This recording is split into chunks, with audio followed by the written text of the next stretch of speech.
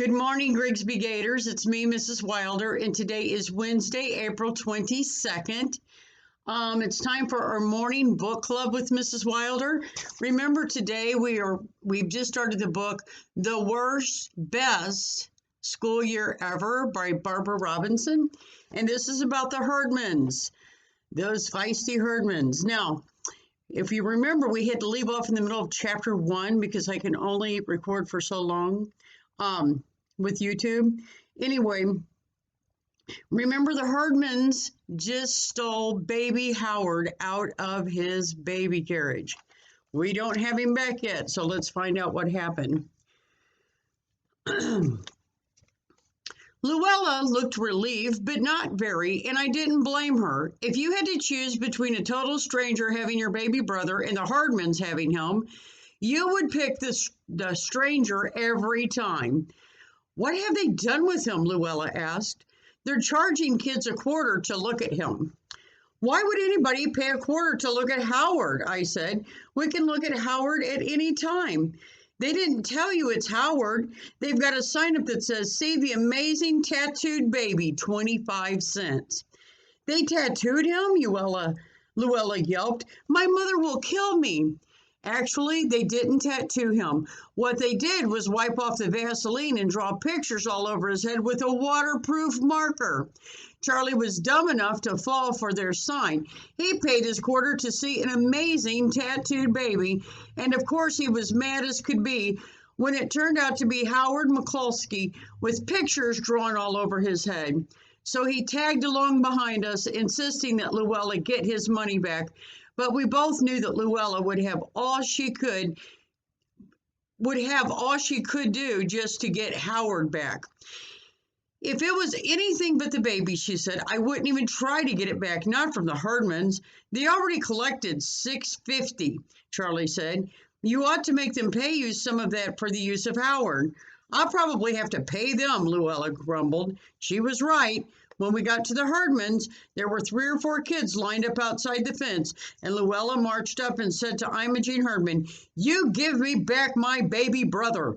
But Imogene pretended not to hear her and just went on collecting money. You want to see the tattooed baby? She jingled the money box at Luella. It'll cost you a quarter. It's no tattooed baby, Luella said. It's my little brother. Imogene squinched her eyes together. How do you know? I just know. You do not. It could be anybody's baby. It could be some baby you never heard of. It'll cost you a quarter to find out. Sure enough, it was Howard, and he was a sight.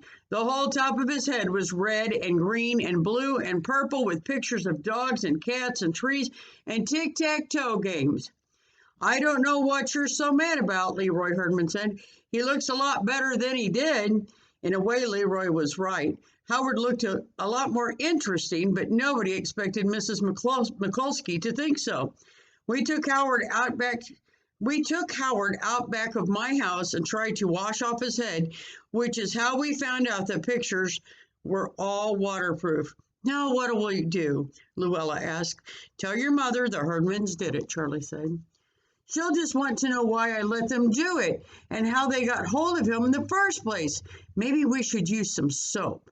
We tried all kinds of things on Howard, but the only thing that worked at all was scouring powder, and that didn't work too well. It made his head gritty, and it didn't take off all the purple. If you don't stand too close to him, Luella said, and then squint your eyes, does the purple look to you like veins? It didn't to me, but after all, I told Luella, I know what it is. Your mother doesn't know what it is, or maybe it will look like veins to her. It didn't. Mrs. Mikulski was so mad that she got a sick headache and spots before her eyes and had to lie down for 2 days. The first thing she did after she got up was to go to work on Howard's head to try and get the purple off, and she discovered 2 or 3 patches of soft fur. So she wasn't mad at the Herdmans anymore. She said that something about all the drawing or the magic marker ink must have started his hair to grow. But she was still mad at Luella, which didn't seem fair. After all, it could have been the scouring powder. I said that to my mother, and I knew right away that it was a mistake because she said, What scouring powder? And then Beth Bradley, come back here. What scouring powder? So then I got punished for putting scouring powder on Howard's head, and Luella got punished for leaving him in front of the grocery store, and Charlie got punished by not having any Choco Whoopie bars from the ice cream man till next week. That's what your quarter was for, Mother told him. Next time you'll think twice before you throw away your quarter on something silly. Of course, Howard got some hair, but he was just a baby, and he didn't care whether he had any hair or not. The Herdmans, who caused all the trouble in the first place, got $6.40. I'm sorry, $6.50. If anybody with the Herdmans had stolen a baby and scribbled all over his head and then charged people money to look at him, they would have been shut up in the house for the rest of their natural lives. But since it was the Herdmans, most people just said how lucky Mrs. Mikulski was to get Howard back all in one piece, and that was that. The truth is that no one wanted to fool around with them, so you knew that unless you tried to hold up the First National Bank or burn down the public library, you weren't going to see the last of them, especially if you had to go to the Woodrow Wilson School and be in the same class with Imogene and figure out something good to say about her before the end of the year.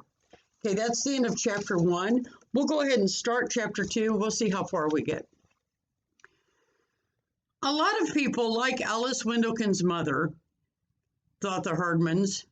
A lot of people, like Alice Windlekin's mother, thought that Herdmans ought to be in jail. Kids or not, but I knew that wouldn't happen. Our jail is just 2 cells in the basement of the town hall, and the Herdmans aren't allowed in the town hall anymore since Gladys and Ollie put all the frogs in the drinking fountain there. They were little tiny frogs, and Miss Frawley, the town clerk, drank 2 or 3 of them off the top of the bubbler by mistake. She didn't have her glasses on, she said, and didn't see them all until somebody hollered, "Evelyn, stop your drinking frogs." Miss Frawley was hysterical.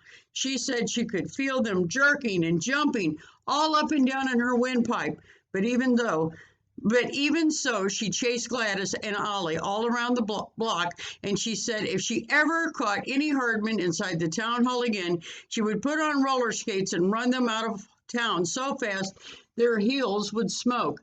Of course, they didn't care. "What'd she eat our frogs for anyway?" Gladys said. "It's not our fault she ate our frogs. She'll get warts in her stomach where she can't scratch them." "Warts don't itch," Alice Windlekin told her. "These will," Gladys said. "We caught the frogs in a patch of poison ivy." The town hall wasn't the only place in town where the Herdmans weren't allowed in to get a drink of water or go to the bathroom or call their mother or anything. They also weren't allowed in the drugstore or the movie theater or the A&P or the Tasty Lunch Diner. They used to be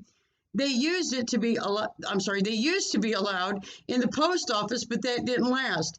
Somebody got hold of all their school pictures and put them up right next to the wanted posters, and it seemed so natural for them to be there that nobody noticed till Ollie Herdman went up and asked the postmaster, "Mr. Blair, how much money can I get for my brother Charlie?"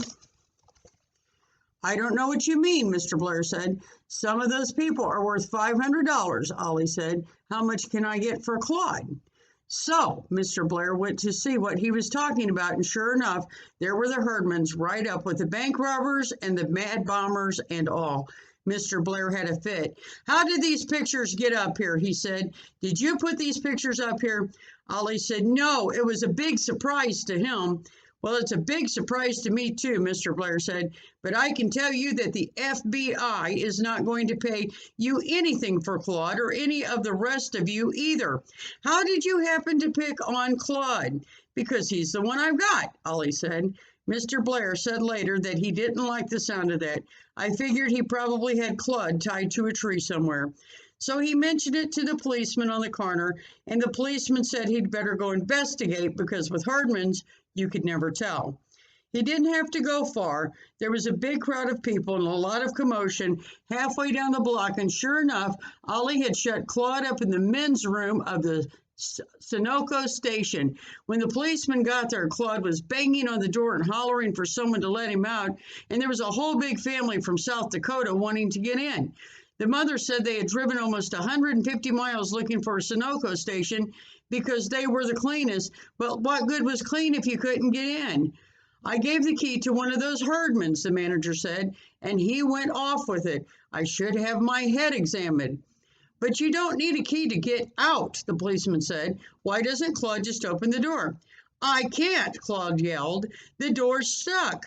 Ollie claimed later that he didn't have anything to do with that he hadn't even planned to shut Claude up in the men's room or anywhere else. But when the door jammed shut, he went off to get help, and that was when he saw the pictures at the post office. You were going to get help at the post office, the manager asked. I was going to get my sister Imogene, and she was at the post office. No, Ollie said. She wasn't there. That was typical Herdman. There was a lie in it somewhere, but you couldn't put your finger on where. Okay, we're going to have to stop, and I will finish this here in a few minutes. We'll finish chapter 2. All right, Brigsby Gators, I'll see you in a few minutes. Bye-bye.